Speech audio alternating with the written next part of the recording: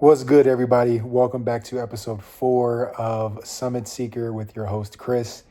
It is still roller coaster mode going on over here for me, and things are just in a constant state of up and down, around, all of that stuff. But I wouldn't be myself if I didn't give y'all another episode, so I appreciate everybody who's sticking through with the journey and continuing to send support and everything through all the mediums. Definitely keeping my head on straight and making sure that I'm able to just keep going through this and knowing that I'm not alone. So I just first, again, always lead with thank you because I'm appreciative because more of you are just reaching out and reaching out. But this week we have quite a few curveballs, but most importantly, we have MRI results. So as everybody knows, really bad leg injury, but I wasn't able to actually have an MRI done until I had the external fixator removed from my leg due to the fact that it was metal.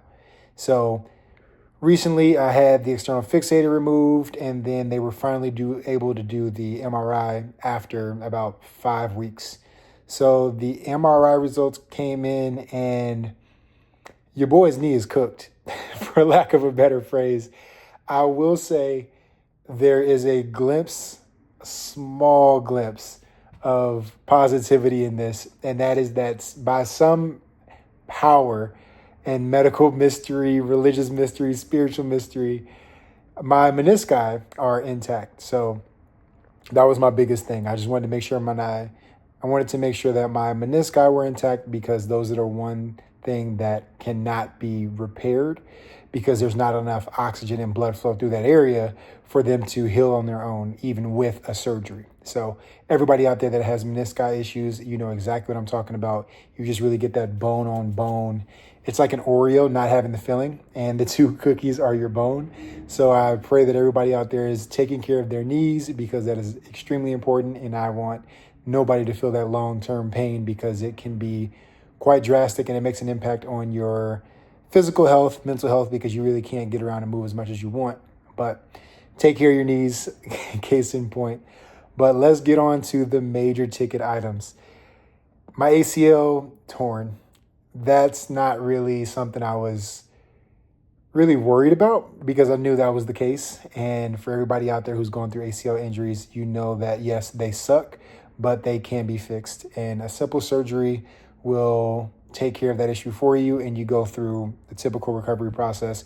Being around athletics my entire life, I've seen ACL injuries and I've watched people recover. I've watched my teammates recover and seen it happen in real time and watching their day-to-day process of just them sticking with it. So for those of you out there who have torn your ACLs and I've been around or I've seen you or I've tried to support you one way or another, I will definitely be looking back at those experiences to kind of just shape my own journey forward with this.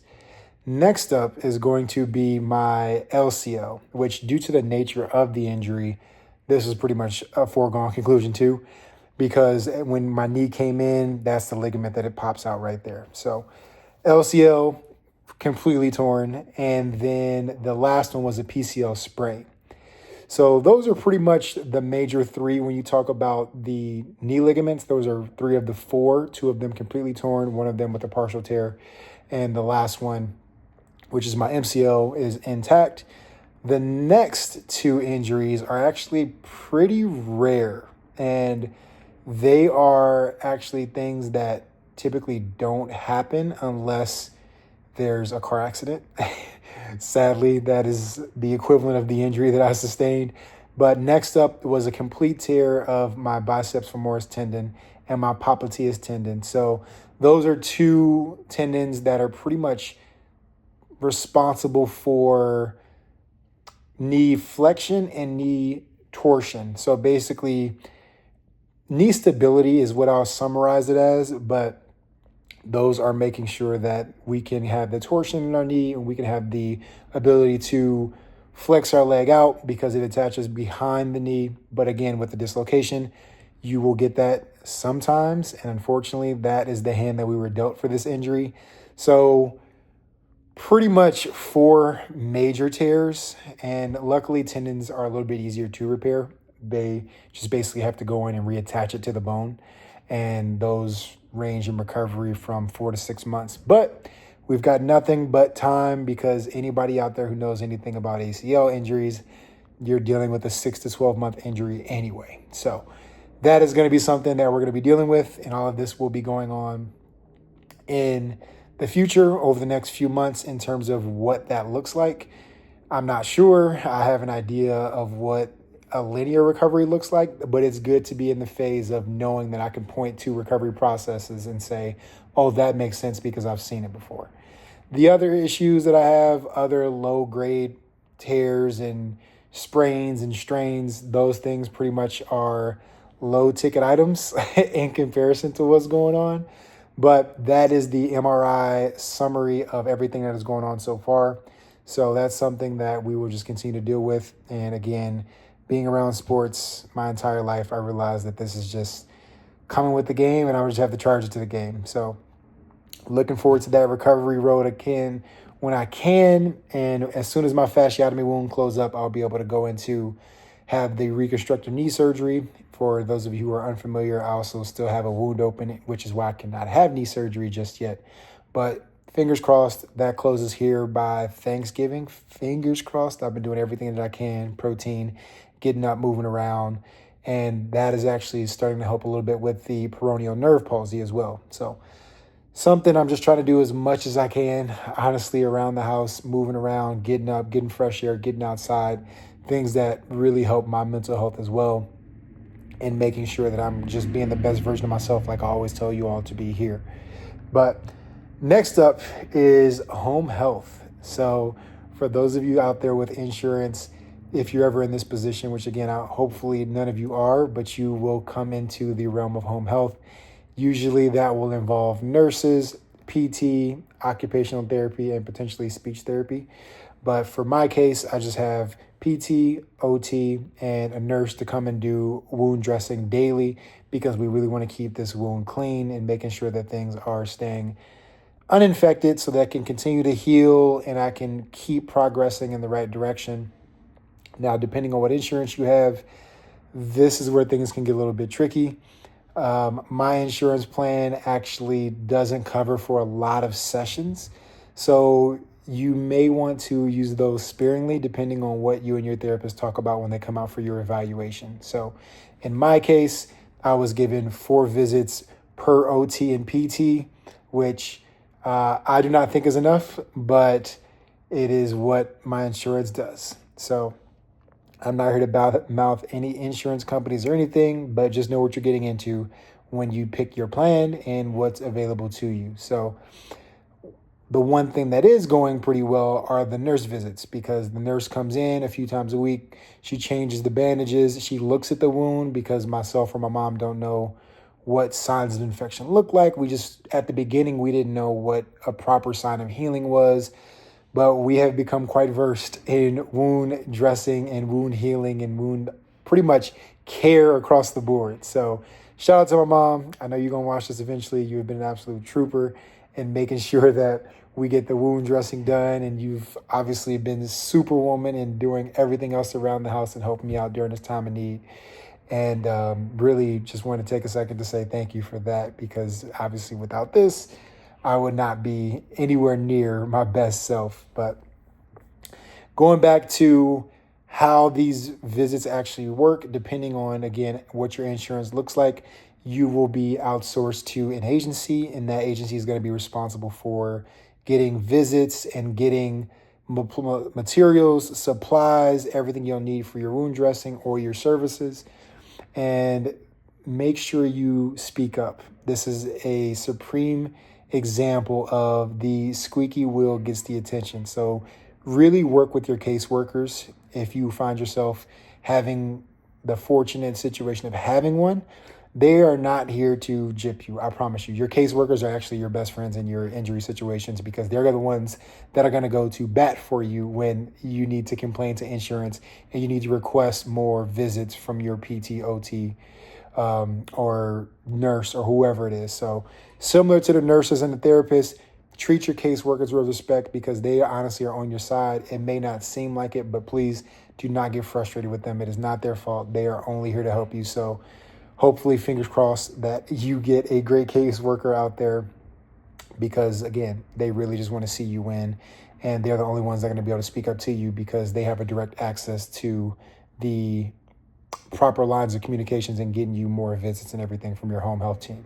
But all of that aside, next up on the home health away from therapy is going to be mental health at home. This is something that I really struggled with when I got home because there was no routine that I had in place. Because at the rehab facility, I knew I was going to get breakfast at 7 o'clock. I knew I had therapy at 8, and then there was a scattered schedule throughout the rest of the day. But you get a bit of that routine. You get your TV shows, you do all these different things, and everything's on a set schedule.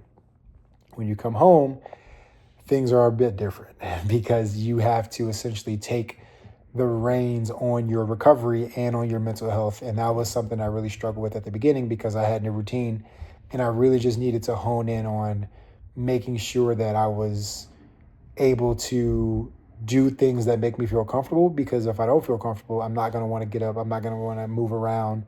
And that's only bad for your mental health. So for anybody out there who is recovering from any sort of surgery where you're going to be at home for a bit, find a routine as soon as you can. I know those first couple of days are going to be tough, but the last thing you want to do is be laying on the couch or laying in bed without any sort of direction, because it's only going to take you further down the hole. And you need to be able to get up. You need to be able to move around, brush your teeth, wash your face if you're able, if you have crutches, if you have a walker. The simplest things, put them on a schedule. If you have Google Calendar or whatever you use, hey, every couple hours I'm going to get up and move around. I'm going to brush my teeth. I'm going to wash my face. I'm going to read a little bit. I'm going to play some video games. I'm going to do whatever it is that makes you feel safe and prepared to keep that energy going. Please find that out ASAP and just really spend time being introspective on who you are and what lights you up. For me, I love reading. I love doing a lot of education on AI. I like to work with business models. I'm currently in the process of navigating some business pivots for my company. And I think that that's something that I want to really focus on. Well, I have this downtime because at the end of the day, that's all we have is this time anyway. So don't let the time go to waste. Don't sit on the couch and just be pitiful about yourself and wonder why me. It does not go very far at all, and it gets old, and it should get old. If you really want to get better, you definitely got to take the reins of your recovery and lean on those around you, as I mentioned in the last video, because if you need to send a text, if you need to hop on a call, have people at your disposal on speed dial, as they would say, because those are the people that are going to help you get through this, because not every day you could be Superman or Superwoman. And I think that's something that is not me trying to sound harsh, but it's the truth, because I'm somebody who thought I could be Superman every single day, but it is not possible. And that's something that I live with daily. So shout out to all my friends who are willing to just answer text, answer DMs, sending memes back and forth, sending videos from concerts, knowing that I would love to be there, but they are just keeping me in the loop and definitely making sure that I feel as though life isn't going on without me. So again, thank you. I really appreciate that. And going back to just touch on the final thing about routines at home, it is extremely, extremely important to practice mindfulness. I've never really been a huge meditation person. I practice, but it is something that is very important. Making sure you're taking collection of your breath, taking inventory of your thoughts, allowing yourself to feel the depths and the peaks and the valleys of the human existence, and most importantly, your condition. Because if you don't allow yourself to feel these types of things, you won't really be able to appreciate your growth, because it is honestly 0.5% or 1% better each day. And if you were able to just kind of understand what that means to you and just strive to be a little bit better, your recovery will be a lot smoother. And if you have a multi-stage recovery like myself, it allows you to put the building blocks in of what the future is going to look like. So prime example here, I've had this entire situation going on already. It has been 2 months. To know that I still have another 6 to 9 to 12 month recovery after this is going to be something that if I'm not in the right space mentally, if I'm not practicing mindfulness for myself, I'm going to have a shaky foundation from what the rest of my recovery looks like. So if you are in a position to where you know you have a long road ahead, make sure your foundation is set before you start building the house of recovery, because the last thing you want to do is go backwards and have a bad day, stack another bad day, and then the entire foundation comes crumbling down. But my last bit of advice on that, other than that, honestly, it's just been quite a road. And there was a situation recently where I was actually diagnosed with pneumonia. So I say that jokingly because honestly, at this point, all of these situations back to back they just seem comical. And I use my sense of humor as a way to try to deal with it as my coping mechanism. And this is something that I am constantly just trying to figure out why so many things back to back to back. And I'm just like, I don't understand how you can be dealt so many bad cards at one time. But not going to look at the downside of it. Just going to stay positive. That's just been the mentality this entire time. And I'm really just looking forward to finishing my meds, getting up, moving around more, getting outside, opening up my chest. For some reason, pneumonia is actually going around. So if you're out there and you're out working out, make sure you're definitely making the proper precautions or taking the proper precautions to look after your chest health, your lung health, especially with the allergies going around. You don't want to get pneumonia. It's an inconvenience. It's not bad. You just have to be on antibiotics, which I am for the last week. But it's something you just don't want to deal with, especially if you already have a lot of things going on. So at this point, y'all could probably understand that your boy is going through a lot. We've had a catastrophic knee injury. We've had complete tendon and ligament ruptures. We have pneumonia. And we also had another curveball come in this week. And this is something that is actually TBD on what it looks like. But I think the main thing is just trying to stay positive and realizing that if you started at the bottom, you can only go up from there. And trust me, we started at the very bottom, which is why this entire series is called Summit S33ker. And we're just going to continue to climb. And that focus of what that newfound thing was will come in the next week's episode of Summit S33ker. And I'll probably drop some tidbits this week because I really think it's important, because it actually really caught me off guard. And it's another set of rare conditions that I was completely unaware of, but was found on accident actually during my chest scan for when they found out that I had pneumonia. So that'll be another thing we can discuss next week. But thank you all again for staying with me through this journey. Again, if you know somebody through social media, through real life, share this with them. If you know somebody going through a similar situation, or you just want to share, hopefully, a cool piece of media for people to find inspiration in, you know where to find me. At my socials, feel free to reach out to me. I have access to all of these inboxes and everything. But feel free, like, comment, subscribe, all those fun things that we say for on YouTube and social media. And I will catch y'all on the next one. Have a great week. Y'all stay busy, stay mindful, stay blessed. And I will talk to y'all soon. Peace.